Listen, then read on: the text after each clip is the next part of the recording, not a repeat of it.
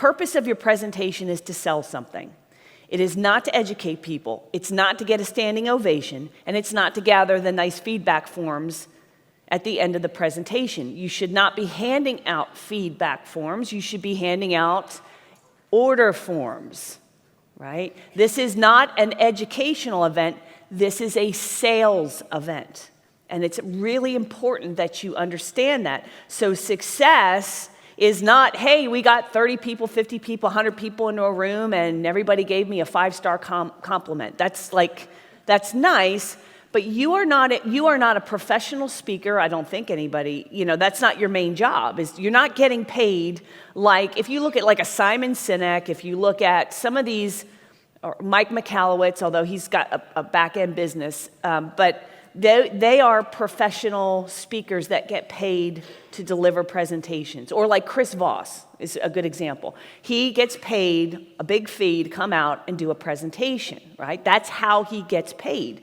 He doesn't, if you notice, I'm trying to convince him and show him, I have to use his own stuff on him, like to persuade him, right?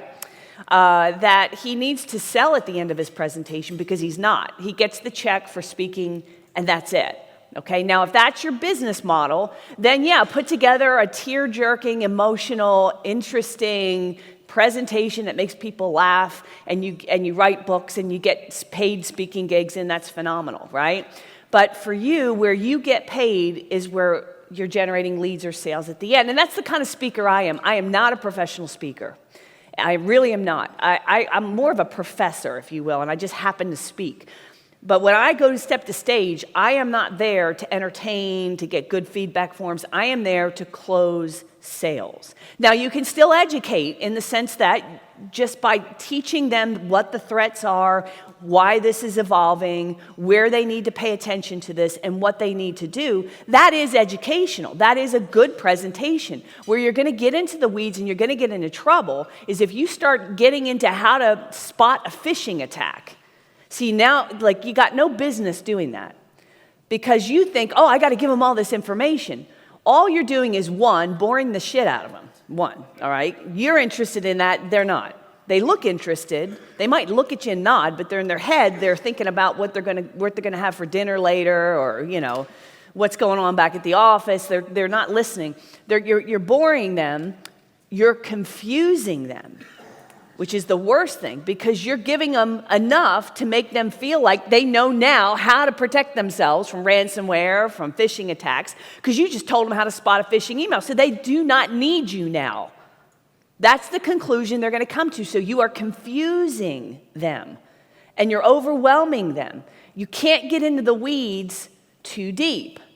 And that's what I think the biggest problem for many of you who are delivering cybersecurity presentations, and you got a room of 40 people and you might walk out of there with one appointment.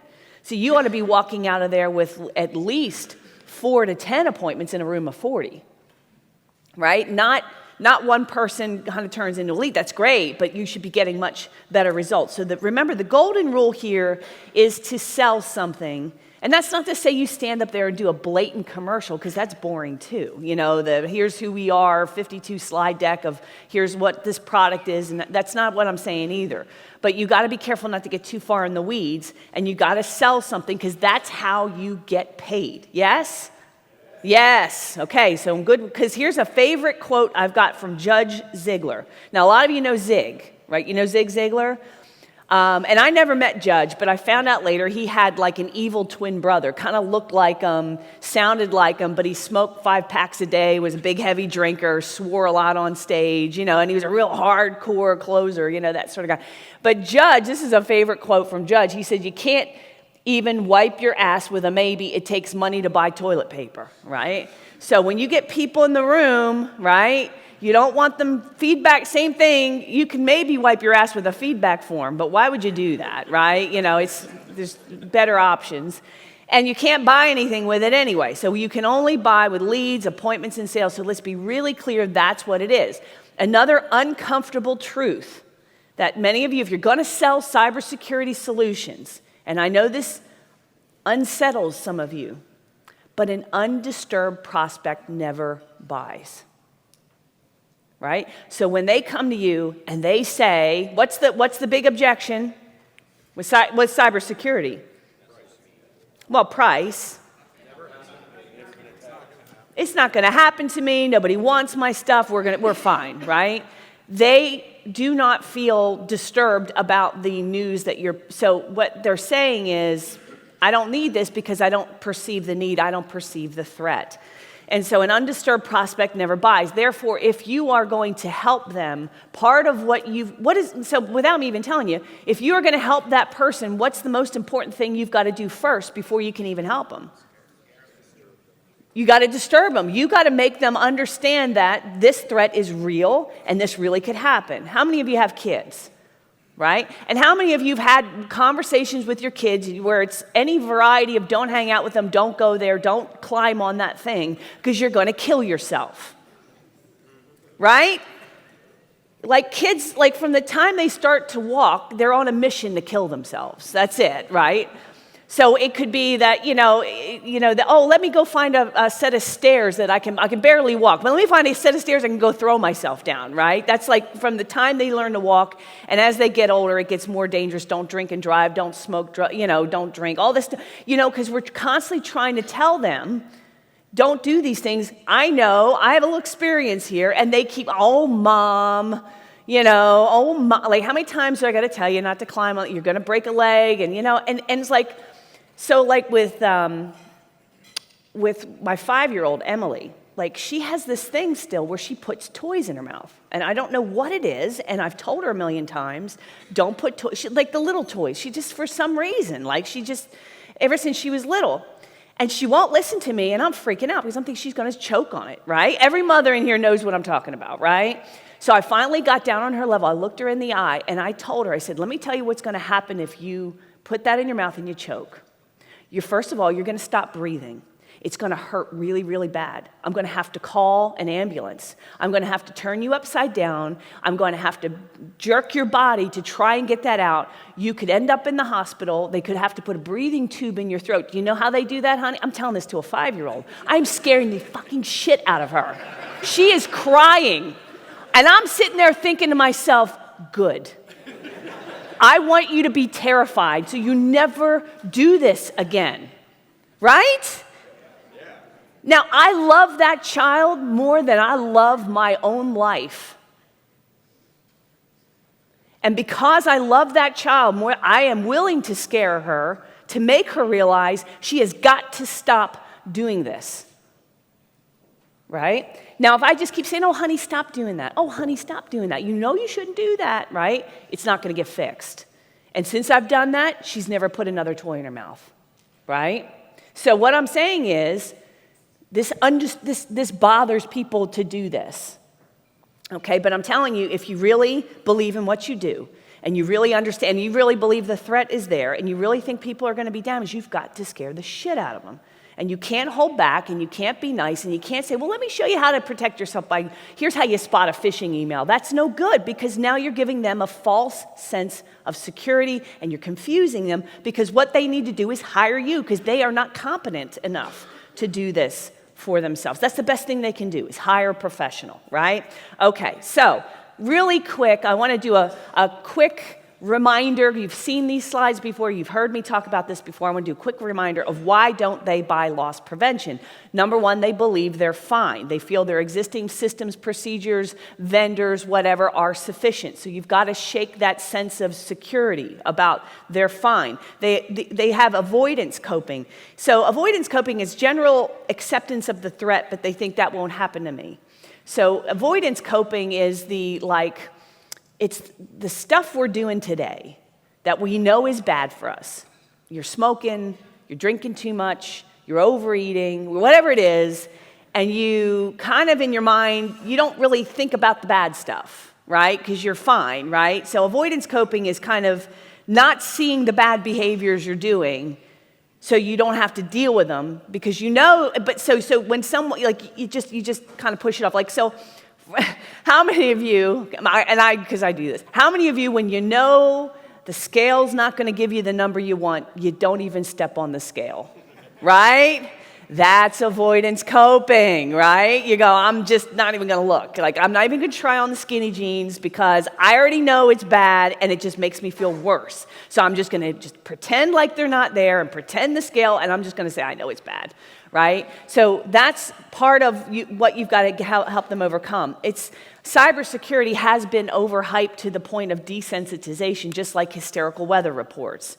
So another thing you got to be careful of doing in your presentation is not just keep waterboarding them with facts and statistics, because in a sense, what you could do is flip the switch from them being concerned to going, well, what the hell, I'm going to get attacked, so what's the point, right? So you've got to be real careful you don't overhype it.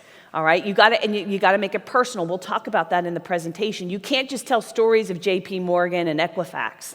I mean, we use those as examples, but you have to bring it down to their level and make it personal, and we'll talk about that. There's no ROI on prevention because that's what you're doing. You're selling prevention. There's no ROI, and they hope there's no ROI, right? So it's really hard. Like when I sell you a marketing campaign, I could say, hey, if you spend $100, I'll get you $500 back. That's ROI. If I'm selling interior design even, and I say, look, I'm going to redesign your office, make it really look professional. When your clients come in, your employees come in, there's ROI because they go, oh my God, this place looks fantastic. You feel a sense of pride. There's an ROI there. With cybersecurity, it's the thing that's like, there's no ROI. If you ever watch the home makeover shows, because I love HGTV, right? If you watch that, the people get really pissed off when they've got to seal the basement because there's water, right? Or when they got to buy an upgraded heating cooling unit and they're like, damn it, I don't want to spend money on that, right? And it's like, okay, well, do you want mold in your house? Well, no, so they begrudgingly spend the money, right? They want new curtains. That's what they want. And they don't want water not in the basement because it's ugly down there and they don't go down there. And so that's kind of, you guys are that. You're the plumbing. I don't want to replace all the plumbing in the house because I never see it, right? But we could all argue that working plumbing and not having mold in your house and all that is far more important than, what kind of furniture you've got. I mean, by far we could make that argument. Logically, we know that, but emotionally, we don't. So the ROI piece is there. If you're selling to IT pros, you might be dealing with a little bit of an ego. So you got to be careful who you're talking to in your audience. This presentation, by the way, really is for C-level executives. If you want to deliver a presentation to IT professionals, one of the things you're going to have to overcome is this is not your fault. And this is not something you can handle in-house, and it's not something you should be ashamed about not being able to handle because there's an ego of we should be able to do this in-house, and they might have misgivings about going to their boss and saying we need to outsource this piece because they feel as though it makes them look inferior. So you have to know that when you're selling to IT pros, that's a problem. Could be bad timing, not right now, get to it later. I have a bigger crisis going on. People have very narrow windows of what they pay attention to. Very, very. Now, we all know we should be future pacing. We know we should be looking into the future for retirement, for our health, for all the things. So that way we back into what we do every day to make sure every day, today, we are doing things to have a better future. We all know that. But we're human and we're imperfect and we're flawed and we're lazy and all those things. So we all have this very narrow window that we see things. And so it's kind of like, well, I'll do it, but I'm going to get to it later, right? And so that's why you've really got to, in the presentation, close them when they're there. Because you will rise up or raise their level of concern and disturb them. And if you try to follow up a week later, 2 weeks later, a month later, the minute they're walking out, if you don't get them at their peak, it drops quickly, their interest, and then they talk themselves out of it. They'll say, okay, well, I'll get to it later, just not right now. So that's why when you're doing the webinar, when you're doing a seminar, you have got to, when you get them at the peak, you've got to get them to take action right there, whether it's to book an appointment or to buy something, one or the other, and you got to do it then. I'm telling you, if you wait and say, well, we'll just follow up with the aspirin campaign, no good. No good. I'm telling you, no good. Whenever I do presentations and I do a from the stage sale, we always take all the people who didn't buy and we do a follow-up campaign. And I'm telling you, the numbers are like 2%, 5% after the fact.